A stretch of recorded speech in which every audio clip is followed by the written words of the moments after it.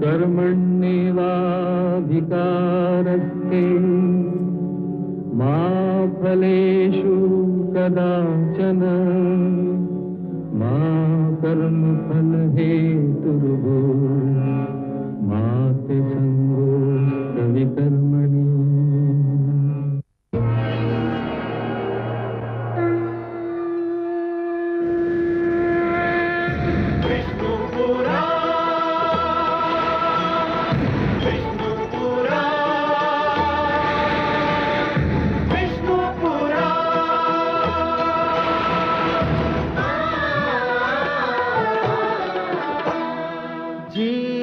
ज्ञान ब्रह्म ज्ञान अथ श्री विष्णु पुराण ओम की कथा महान जय श्री विष्णु पुराण विष्णु पुराण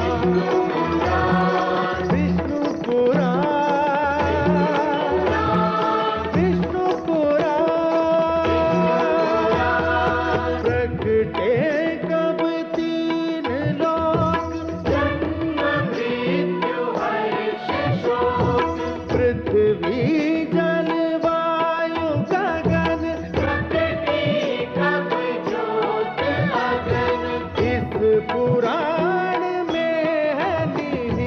जप तप और योग ध्यान विष्णु पुराण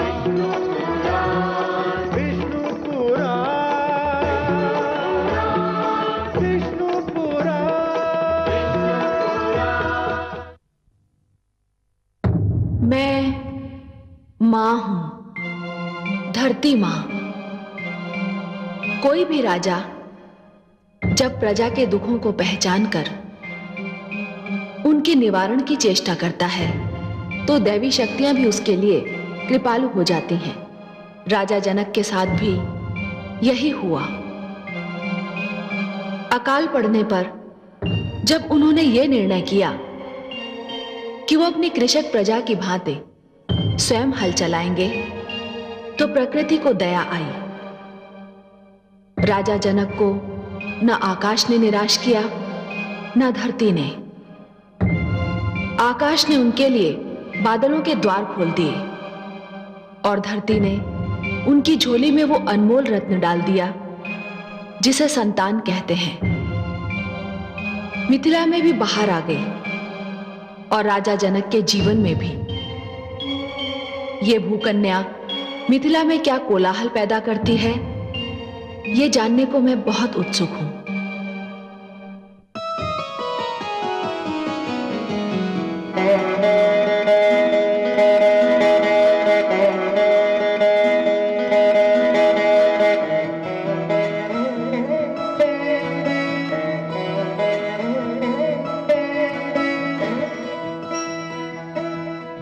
कितनी सुंदर कन्या है।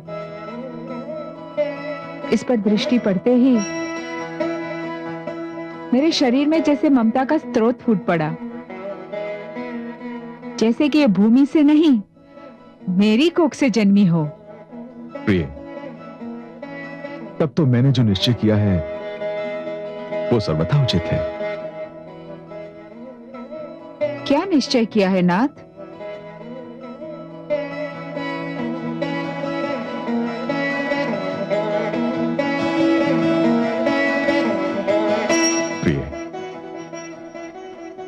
ये कन्या मेरी पुत्री बनकर इसी राजभवन में रहेगी। सत्यनाथ? हाँ प्रिय, आज के उपरांत ये मेरी और आपकी संतान कहलाएगी। मैं आपको किन शब्दों में धन्यवाद दूं? आपने मुझे ये पुत्री देकर मेरी सुनी गोद हरी कर दी। प्रिय, ये पुत्री आज से जनक दुलारी हो गई, जानकी हो गई।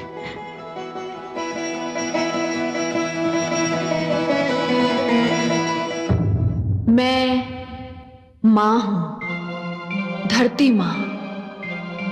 भगवान श्री विष्णु दशरथ के आंगन में खेल रहे हैं। माता लक्ष्मी मेरी गोद से उठकर राजा जनक की गोद में पहुंच गई। आज तो मेरा कण कण पावन हो गया। वो शुभ कथा आरंभ होने ही वाली है जिसकी संसार प्रतीक्षा कर रहा है।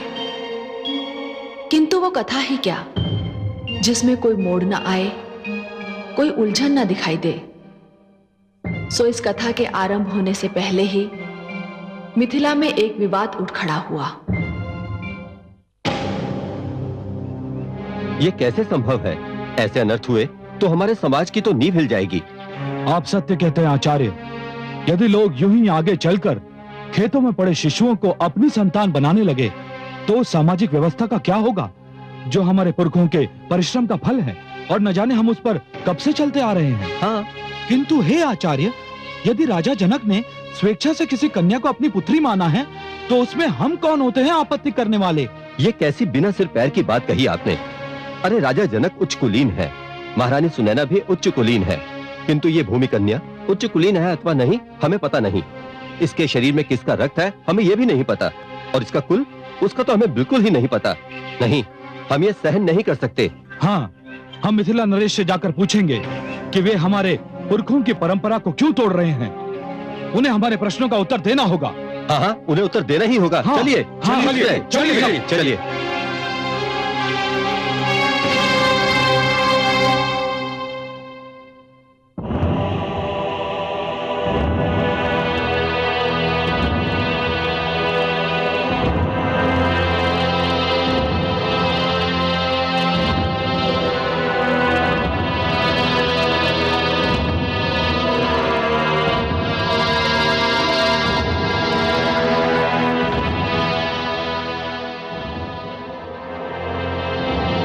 मिथिला राज्य एक प्रजातांत्रिक राज्य है। यहां किसी को भी अपने मन की बात कहने की पूर्ण स्वतंत्रता है। मैंने सुना है कि कुछ ब्राह्मण हमसे रुष्ट हैं। हाँ महाराज, हमें सुनकर बहुत दुख हुआ कि आप उस दिन भूमि से प्राप्त हुई कन्या को अपनी पुत्री बनाने की सोच रहे हैं। सोच रहा नहीं हूं ब्राह्मण देव, सोच चुका हूं, निर्णय ले चुका हूं। अब वो मेरी पुत्री है और मैं औपचारिक रूप से इसकी घोषणा भी कर चुका हूं। ये कैसे संभव है महाराज? उस कन्या का तो गोत्र, वंश तथा समाज का कुछ अता पता नहीं। हाँ महाराज, वो ये भी नहीं जानता कि उसके माता पिता हैं कौन। हाँ, वंश, गोत्र, समाज, ये आप कैसी बातें कर रहे हैं श्रीमान? वो कन्या है, वही कन्या जो माता का रूप होती है। वो तो जननी है। आप मुझे क्षमा करें श्रीमान, किंतु आप उसका वंश, गोत्र और समाज पूछ रहे हैं जो स्वयं वंश, गोत्र और समाज को जन्म देती है। उसका कुल तो समस्त संसार है। क्या इस धरती पर कोई भी वंश, गोत्र या समाज बिना कन्या के जन्म ले सकता है? मुझे तो लगता है कि ईश्वर ने मुझे इसीलिए संतान नहीं दी थी कि मैं इस कन्या का पिता बन सकूं।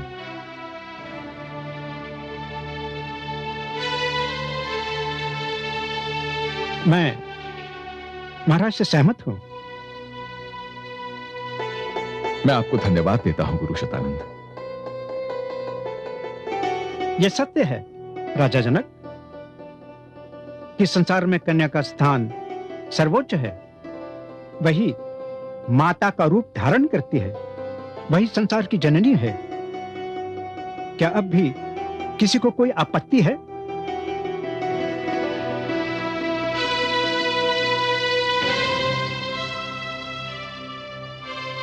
नहीं, कोई आपत्ति नहीं। मैं राजगुरु होने के नाते घोषित करता हूं कि मिथिला नरेश जनक को भूमि कन्या को अपनी पुत्री मानने का पूरा अधिकार है।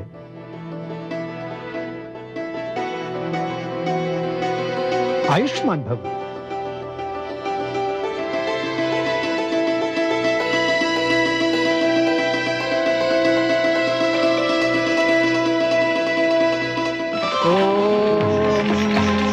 अग्नेनाय सुपधाराय अस्मान् विश्वानिदे ववयुनानि विद्वान् यूयोत्यस्मत्प्राणमेनो रुहु विश्वान्ते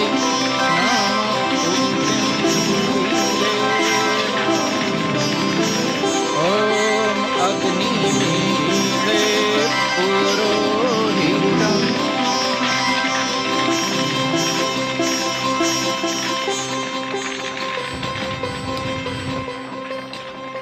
हे मिथिला नरेश, आप अपनी पुत्री का नामकरण करना चाहते थे। जी गुरुदेव। तो सुनिए, ये कन्या रूप, गुण और चरित्र में समस्त संसार के लिए उदाहरण बनेगी। नारी के चरित्रवती होने की कसौटी कहलाएगी। संसार में इसकी पूजा की जाएगी। ये कन्या अब आपके हृदय वंश का अंश बन गई है, इसलिए ये वैदेही भी कहलाएगी। आपने इसे अपनी पुत्री मान लिया है, इसलिए इसे जानकी भी कहकर पुकारा जाएगा। हे गुरुदेव, इस कन्या का अपना एक अस्तित्व भी है। ये सारे नाम तो इसकी उपाधियां मात्र हैं। स्वयं इसका भी तो कोई नाम होना चाहिए गुरुदेव। अवश्य।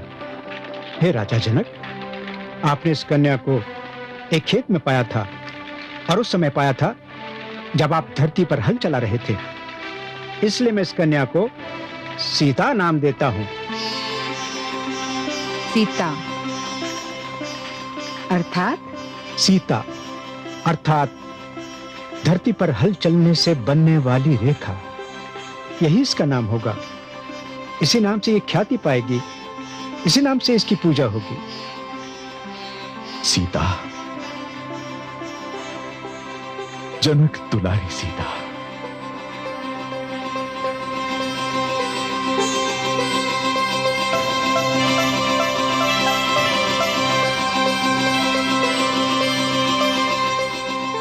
राम, राम, मेरे राम को कहीं देखा? महारानी, वो तो छोटी रानी के साथ खेल रहे हैं। दोनों को एक दूजे के बिना चैन ही नहीं आता।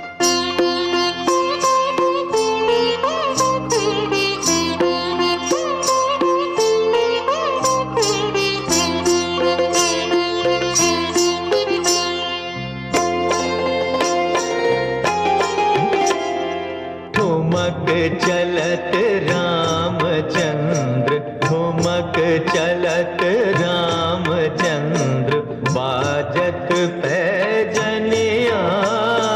ठुमक चलत रामचंद्र, बाजत पैजनिया। ठुमक चलत रामचंद्र।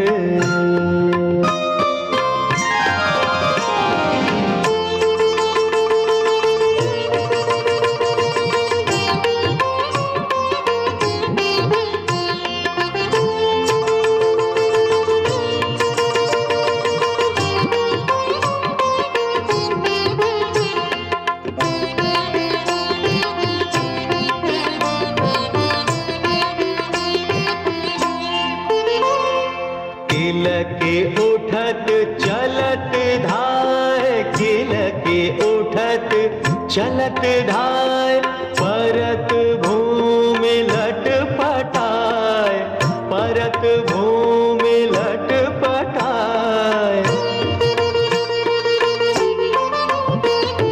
धाय मात गोद लेत हो, धाय मात गोद लेत, दशरथ की रनिया।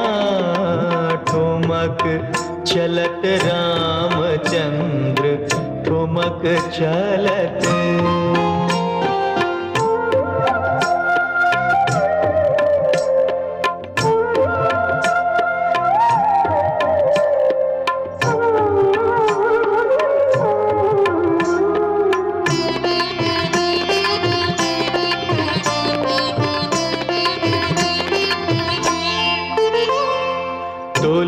तुलसीदास अति आनंद, तुलसीदास अति आनंद, निरखी के मुखार बिंद, निरखी के मुखार बिंद।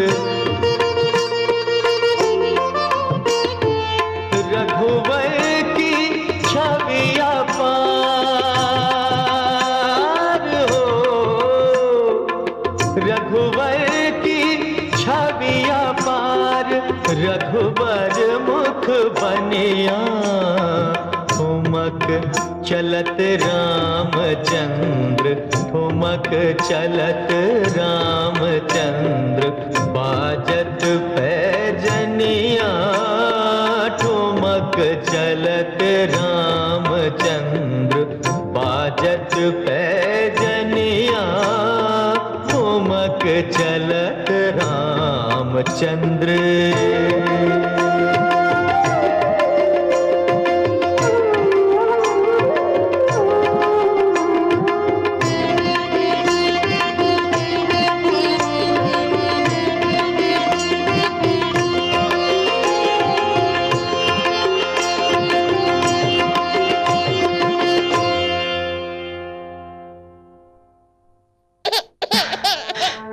हो जा। हाँ हाँ ना ना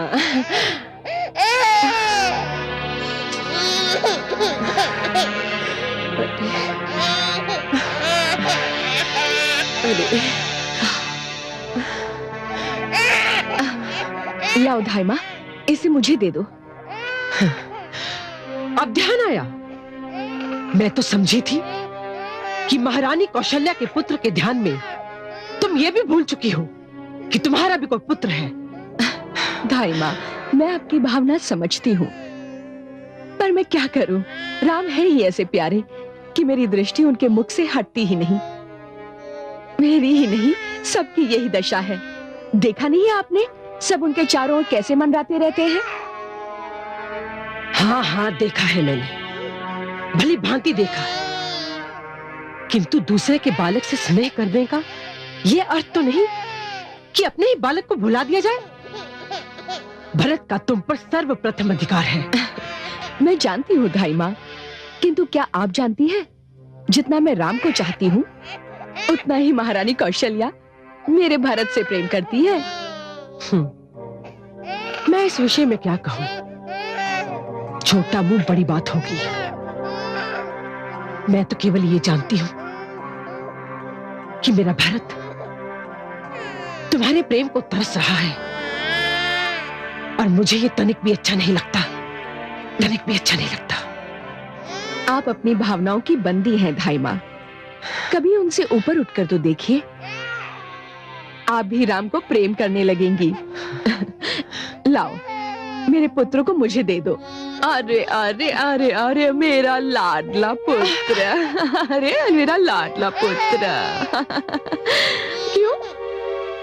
अरे देखा, ये भी मेरी बात से सहमत है।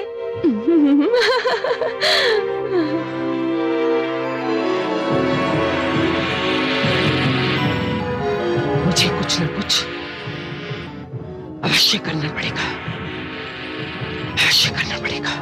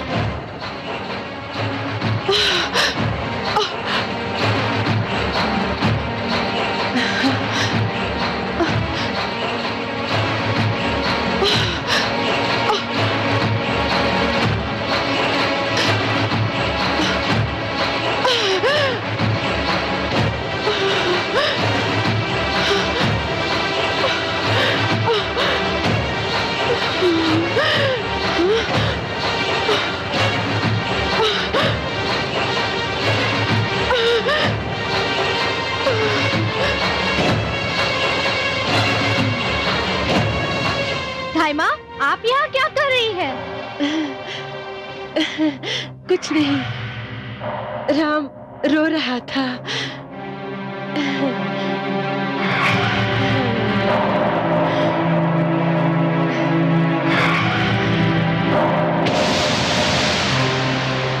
सावधान, लंकापति रावण पधार रहे हैं। लंकापति रावण की जय, लंकापति रावण की जय, लंकापति रावण की जय, लंकापति रावण की जय, लंकापति रावण की जय, लंकापति रावण की जय। विराजिए नाना श्री।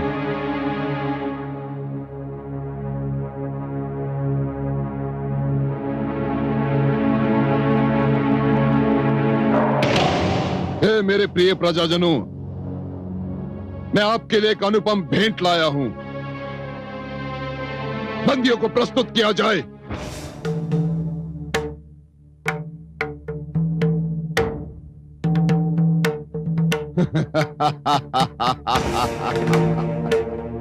आओ इंद्र आओ।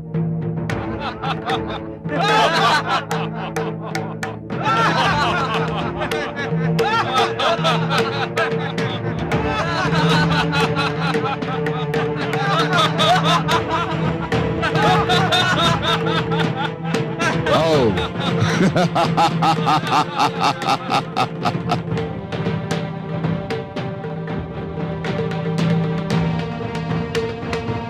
हे लंकावासियों, मैं तुम्हारा नरेश रावण, लंकापति रावण, लंकेश रावण, तुम्हारे लिए देवलोक विजय करके आ रहा हूं। ये सारे देवता जिनकी मानवलोक में पूजा की जाती है, अब मेरी चाकरी करेंगे, लंकापति रावण की चाकरी। कोई मेरे राजभवन में झाड़ू लगाएगा, कोई मेरे लिए भोजन परोसेगा और कोई मेरे पैर दबाएगा, लंकापति रावण के पैर। क्यों इंद्र, मैंने सत्य कहा ना? ये सारे के सारे मेरे दास बनेंगे। ये देवता स्वयं को उच्च समझते हैं, श्रेष्ठ समझते हैं। देखो लंकावासियों, देखो मैंने किस प्रकार इनके गर्व से तने हुए सिरों को झुका दिया है, किस प्रकार मैंने झुका दिया है। और अब मेरा अगला पग होगा मानव लोक की ओर। धरती, पाताल, आकाश, मैं तीनों को अपने अधीन कर लूंगा। त्रिलोक में केवल एक ही राज होगा, रावण राज। हाँ, रावण राज। देवताओं के दिन अब समाप्त हो जाएंगे। विष्णु की प्रभु सत्ता भूली हुई कहानी बन जाएगी। त्रिलोक में केवल एक ही नाम गूंजेगा, दसों दिशाओं में केवल एक ही नाम गूंजेगा, पृथ्वी, पाताल, आकाश में केवल एक ही नाम गूंजेगा, रावण। महान रावण, सर्वशक्तिमान रावण। ऐसा कुछ नहीं होगा लंकेश।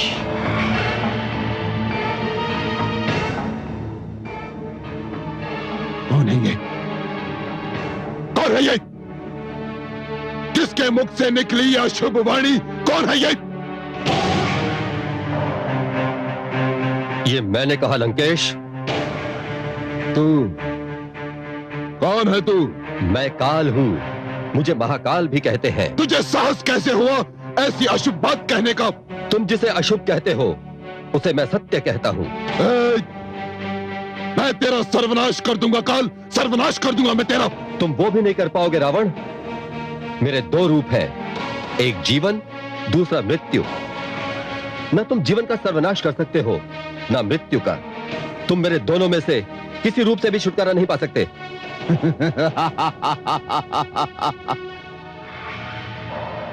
रे मूढ़ बुद्धि, क्या तू जानता है कि तू किससे बात कर रहा है? हाँ, मैं जानता हूँ। मैं लंकापति रावण से बात कर रहा हूँ। तू ये जानता है कि मैं लंकापति रावण हूँ, फिर भी तुझे भय नहीं हो रहा? मेरे लिए तुमसे भयभीत होने का कोई कारण नहीं है रावण, क्योंकि मेरी मुट्ठी में तुम्हारा अतीत भी है, वर्तमान भी और भविष्य भी। तुम मेरी मुट्ठी से निकल ही नहीं सकते, कभी नहीं।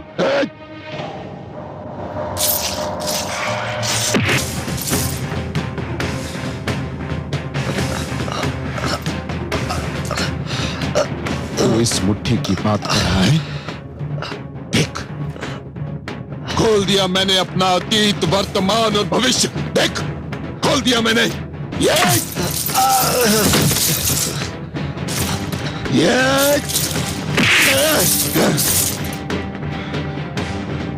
मैं तुझे अपने पैरों तले मसल सकता हूं, तेरा सर्वनाश कर सकता हूं। तू अब देख मैं तेरी क्या दशा बनाता हूं। सैनिकों, ले जाओ इसे और इसे मेरे सिरहाने बांधो। ले जाओ इसे।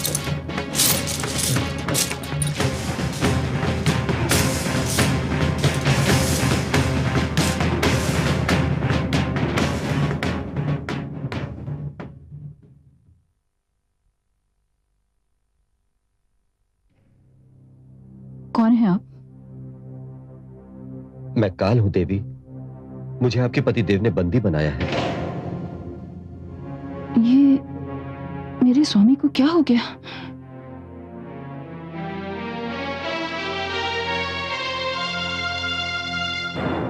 स्वामी, ये आपने क्या किया?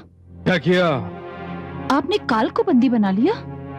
हाँ, काल को बंदी बना लिया, इसे अपने सिरहाने बांध दिया और संसार को बता दिया महारानी कि लंकापति रावण के समक्ष काल की भी कोई गिनती नहीं। स्वामी, आप तो विद्वान हैं, आप तो जानते हैं कि काल का दूसरा नाम मृत्यु है। तो क्या हुआ महारानी? आपने बहुत बड़ा अनर्थ कर दिया स्वामी। वो कैसे? स्वामी, आपने मृत्यु को सिर पर लाकर खड़ा कर दिया, स्वयं के इतना निकट। स्वामी, मैं तो सिर से पांव तक कांप उठी हूं स्वामी।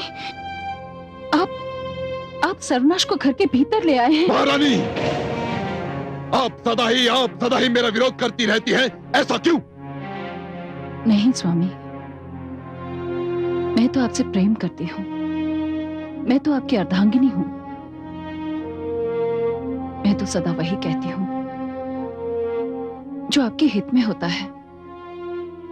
आप भले ही इसे विरोध कहें, पर स्वामी, मैं आपके, अपने और इस वंश के हित में ही कहती हूं। इसे मुक्त कर दीजिए स्वामी, इसे मुक्त कर दीजिए। क्या कहा आपने? मुक्त कर दूं? इसे मुक्त कर दूं? लगता है मस्तिष्क फिर गया है आपका। मैं इसे यहां इसलिए लाया था कि इसके सिर पर पांव रखकर संसार को बता दूं कि मैंने काल को भी जीत लिया। काल को कोई जीत नहीं सकता, काल अजेय है, सब कुछ समाप्त हो सकता है, किंतु काल समाप्त नहीं हो सकता। काल अनादि है, अनंत है।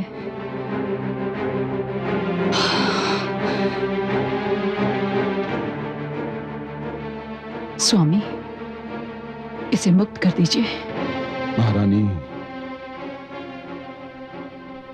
मैंने आपसे पहले भी कहा था और आज फिर दोहराता हूं कि अपनी सीमाएं पहचानिए। मेरे कार्य में हस्तक्षेप करने का दुस्साहस ना कीजिए, अन्यथा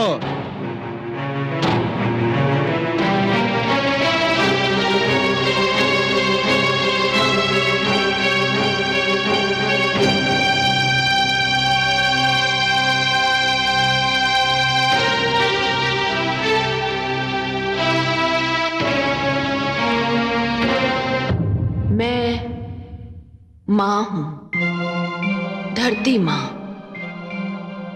एक और रावण काल के सिर पर पांव रखना चाह रहा था और दूसरी ओर जगत नियंता की बाल लीला प्रारंभ हो चुकी थी। श्री राम चंद्रमा की भांति बढ़ रहे थे।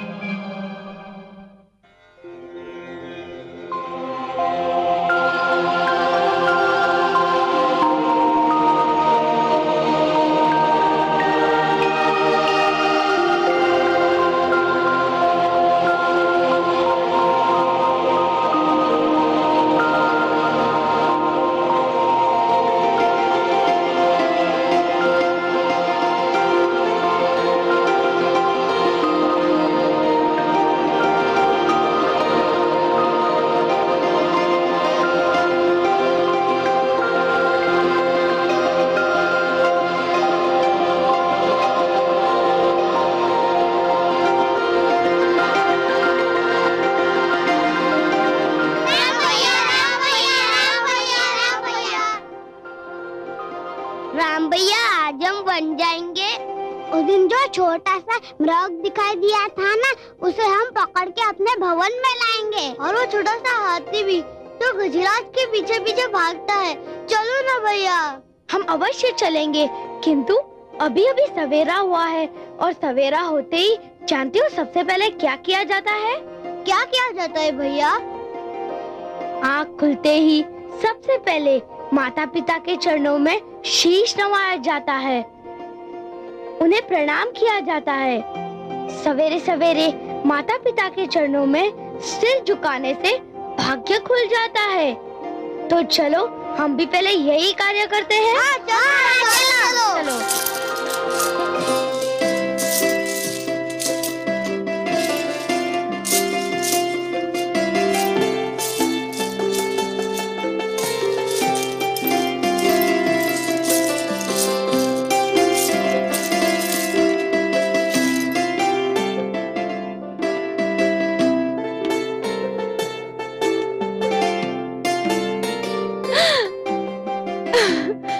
मेरे लाल, ये सब कुछ तुमको किसने सिखाया? राम भैया ने। राम भैया ने?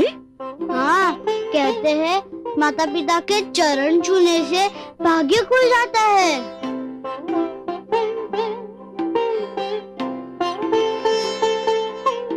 हाँ। पुत्र,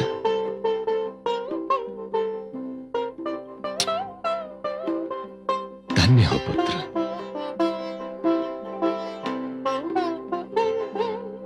ये तुमने कहां से सीखा पुत्र? मैंने जो भी सीखा अभी से सीखा पिताश्री।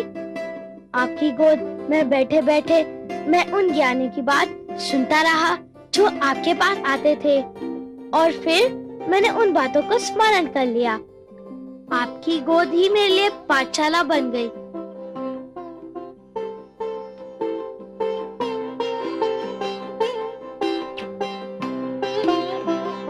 यशस्वी भव पुत्र, यशस्वी भव। प्रणाम महाराज, ऋषि वशिष्ठ आपसे मिलने आए हैं। लो, ज्ञान और शिक्षा की बात हो रही थी और गुरुदेव भी आ गए। मैं अभी उनसे मिलकर आता हूं।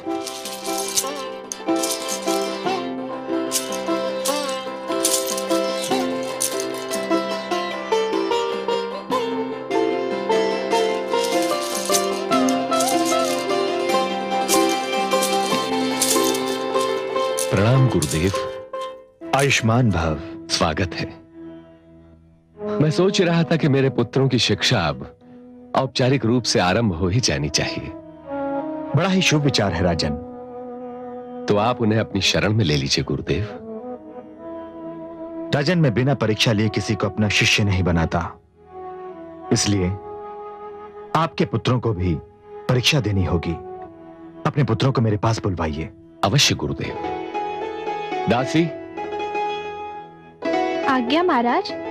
महारानी कौशल्या से कहो कि वो हमारे पुत्रों को लेकर यहां आ जाए। जो आज्ञा महाराज। गुरुदेव, आसन ग्रहण कीजिए।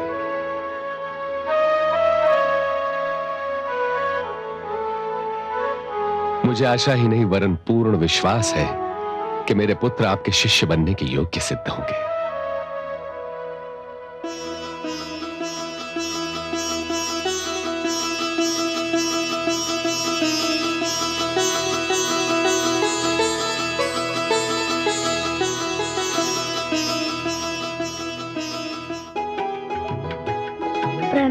गुरुदेव। यशस्वी भव। अच्छा ये बताओ वत्स कि प्रणाम करने का क्या फल मिलता है? छोटी माँ कहती है कि गुरुदेव को प्रणाम करने से ज्ञान मिलता है। सुंदर, अति सुंदर। और आपको क्या बताया गया राजकुमार भरत? आयुष्मान भव। मुझे बड़ी माँ ने बताया है कि छोटों को वही करना चाहिए जो बड़े करते हैं। सुंदर, बहुत सुंदर। आओ लक्ष्मण। आयुष्मान भव। और बड़ों को वो कदापि ना करना चाहिए जो वे नहीं चाहते कि छोटे करे। अति सुंदर। और आप क्यों शांत है राजकुमार शत्रुघ्न? आयुष्मान भव। पिता और गुरु एक समान है, दोनों का आदर करने से भगवान प्रसन्न हो जाते हैं। सुंदर, अति सुंदर। राजन, मैं आपके चारों पुत्रों को शिष्यों के रूप में स्वीकार करता हूं। धन्यवाद गुरुदेव।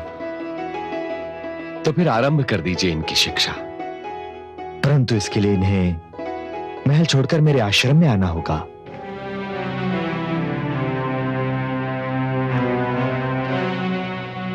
गुरुदेव, ये कैसे संभव है? परंतु क्यों संभव नहीं है राजन? गुरुदेव, मैं इन चारों, विशेषकर राम के बिना तो एक पल भी नहीं रह सकता। इन चारों की दूरी मेरे लिए बहुत बहुत कष्टदायक होगी। राजन, आपको अपने कष्ट और इन राजकुमारों के हित में से एक को चुनना होगा। इनकी दूरी यदि आपके लिए कष्टदायक है तो इनके लिए हितकर है। निर्णय आपको करना है। हां, जैसा कि आपको ज्ञात है, मेरा आश्रम यही निकट सरयू के तट पर स्थित है। आपका जब मन करे आ जाएं, आपका स्वागत है।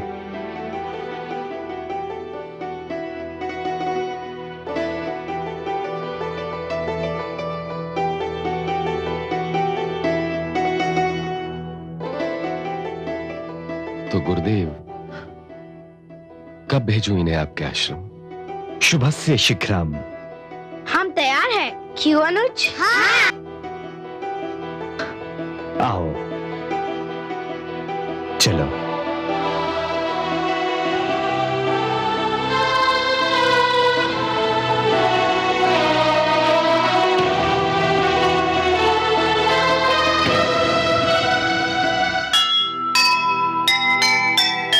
हर मुख पर मुस्कान है, नहीं है सुख का अंत।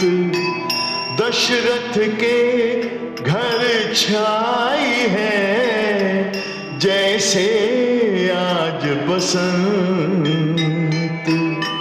हर मन में है कामना, बसा रहे संसार। पुत्र मिले तो जल उठे, घर में दीपक चार, घर में दीपक चार। जो सुनेगा ये पुराण पाएगा सुख और ज्ञान, पाएगा सुख और ज्ञान। कर्म को ही धर्म जान, प्रेम की तू छेड़तान, प्रेम की तू छेड़तान।